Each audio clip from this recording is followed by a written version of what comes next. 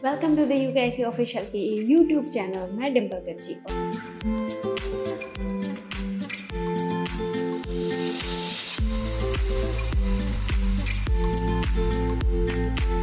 आज हम लोग बात करने वाले हैं बीए के बारे में, section C of chapter number 2।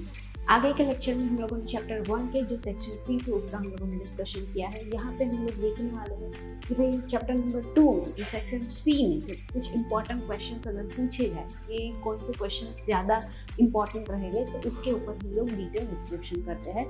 हमारी ऐप स्टोर और प्ले स्टोर दोनों में हमारी एप्लीकेशन अवेलेबल है। जैसे आप यूकेआईसी ऑनलाइन सर्च करोगे आपको ये पेज दिखने को मिलेगा। ठीक है, हम लोगों ने 11th की तरह 12th में पूरा का पूरा कोर्स ऑलरेडी हम लोगों ने अपलोड कर दिया है। ठीक है, जो हमारे मेन 4 सब्जेक्ट्स है that is account state equal BA, वो आपको बाजीगर की बैच में आपको मिलेगा। That cost to only 999। ठीक है, जहाँ पे आपको डिटेल वर्जन में main 4 subjects that is account state equal BA उसका आपको डिटेल डिस्क्रिप्शन यहाँ पे मिलेगा। साथ साथ में हम लोगों ने जितने भी सारे लेक्चर्स लिए हैं उसकी पीपीटी वहाँ पे अवेलेबल है, तो आप वहाँ पे भी जाके गो थ्रू कर सकते हो और आपको डिटेल नोट्स चाहिए तो आप यहाँ पे भी लिख सकते हो। यहाँ पे हम लोग बात करने वाले हैं आगे के भी आपको कौन सा section C of chapter number 2 उसमें से कौन सी इंपॉर्टेंट क्वेश्चन है। Let's have a look. But before starting the lecture please don't forget to like, share and subscribe and उसके कमेंट सेक्शन में आपको क्लियर लिखना रहेगा। ठीक है, ताकि मुझे पता रहे कि आप लोगों ने ये लेक्चर देखा।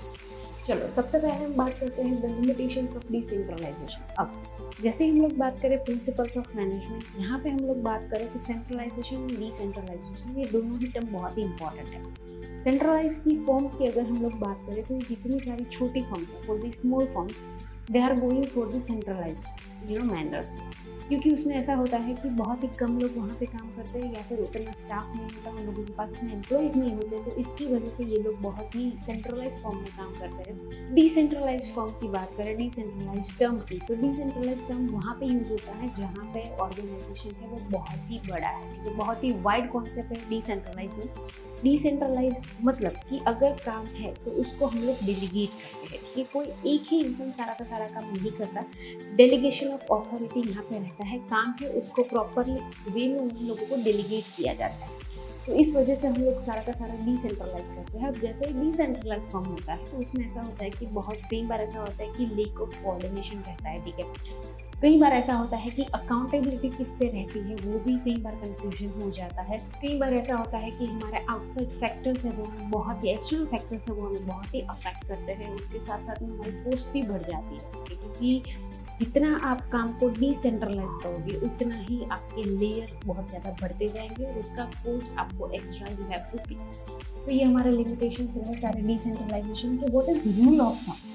अब जैसे ही आप लोगों को बात है कि मैनेजमेंट में टोटल हमारे 3 थॉट्स थे, क्लासिकल थियरी, नियो क्लासिकल, उसके बाद में मॉडर्न मैनेजमेंट। ठीक है, तो वहाँ पे हम लोगों ने देखा था कि भाई रूल ऑफ थंब का सिंपल मीनिंग क्या है।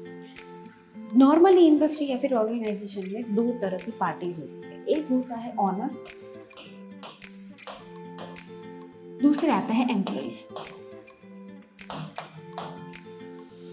ठीक है, ये 2 पार्टीज रहती है जहाँ पे कई बार ऐसा होता है कि इसको काम करवाना है इसलिए ये लोग एम्प्लॉइज को रख रहे हैं और इन लोगों को सैलरी या फिर वेजेस है इसलिए वो लोग काम करते हैं। तो ये म्यूचुअल अंडरस्टैंडिंग के हिसाब से ये पूरा का पूरा काम चलता है।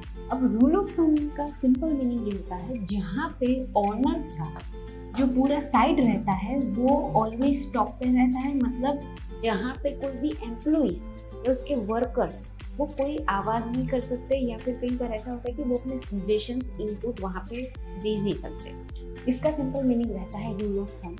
तो ये आपका चैप्टर 2 में से one of the most important question है। ठीक है, एवरी ईयर ये आपको एग्जाम में पूछते हैं। ठीक है, तो ये आपको याद रहना चाहिए what is the simple meaning of rule of thumb. ठीक है, उसके बाद into which 6 part hand is divided is entrepreneur activity mean है।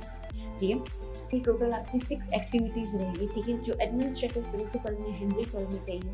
Technical, commercial, financial, accounting, security and management, इसमें आप डिटेल वर्जन अंदर आप देख सकते हो, ठीक है। जैसे हम लोग आगे बात करें व्हाट इज टाइम स्टडी, तो ये हमारे कुछ ऐसे टर्म्स है जहाँ पे आपको डिटेल वर्जन में बताया गया है कि simple meaning of time study क्या है। कोई भी वर्कर कोई भी काम करता हो, ठीक है, तो उसके लिए उन लोगों का एक काम खत्म करने के लिए एक एवरेज टाइम होता है। कई एम्प्लॉयज़ ऐसे होते हैं जो एक काम मे बी 1 आवर में कंप्लीट कर सकते हैं, कई एम्प्लॉयज़ ऐसे होते हैं जो पूरा दिन ले लेते हैं। तो यहाँ पे हम लोग एवरेज आउट करके जो हम फाइनलाइज करते हैं, एक एवरेज टाइम निकालते हैं, उसको बोला जाता है टाइम स्टडी। तो आप यहाँ पे ये सारी बातें लिख सकते हैं। Explain the principles of unity of command. Unity of command हमारे जो 14 प्रिंसिपल्स थे, वहाँ पे एक हमारा पॉइंट आता है यूनिटी ऑफ कमांड। यहाँ पे बताया गया है worker should get orders from only one individual और accountable to also only one individual. ठीक है, जितने सारे यहाँ पे अगर आपके टॉप लेवल पे इंसान रहेंगे, आप उतने ही अकाउंटेबल रहोगे। जितना आप ज़्यादा लोगों को अकाउंटेबल रहोगे, मतलब आप आंसरेबल रहोगे, उतना ही यहाँ पर मेस होगा।